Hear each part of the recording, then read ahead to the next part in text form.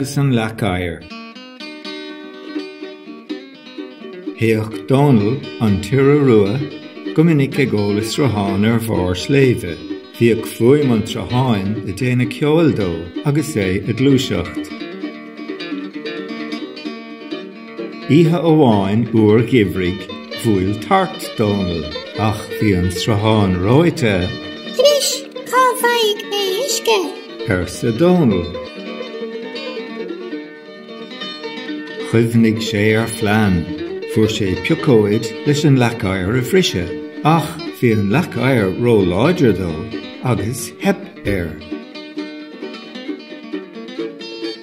Leis an iireacht, sciorachas agus hit sé, bhí an Leac Oighir sleamhain, agus ní raibh Dónal in an gráime áil ar éon rud, agus síos leis go bun an sléibhe. Tháinig Clúisín an cuine na gabhar air. Bhfuil tú gortaithe? Ar seisin, bhí cos Dónal bhocht briste. Go maol réig stúma chuidig Clúisín an cuineán leis chun éirí, an sin dumpir sé ó bhaile é.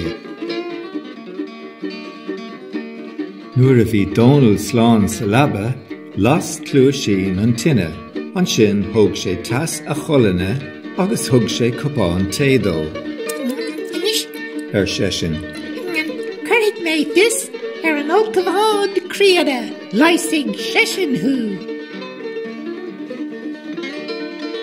tháinig an tulgabhán críona lena bhála leighis. Chuir sé bindileán ar chus Dónal.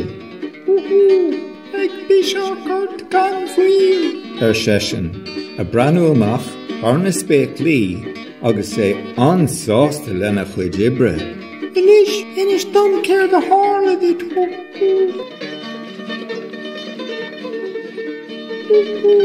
Ach, is forrasta iscáil. Ar san tulgabhán críona, nuair bhí an Sceal inste ag Dónal, agus bhínig sé dóibh céard a bhí le déanamh.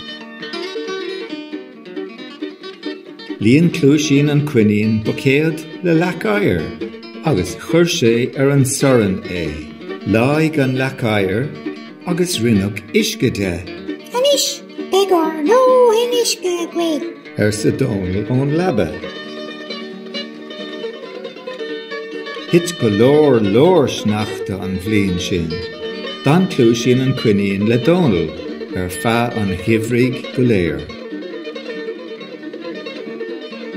Nuair a tháinig an tarach, bhí biseach ar Dónal, agus bhíodh anspríoga féin agus ag Clúisín sa bhón éir.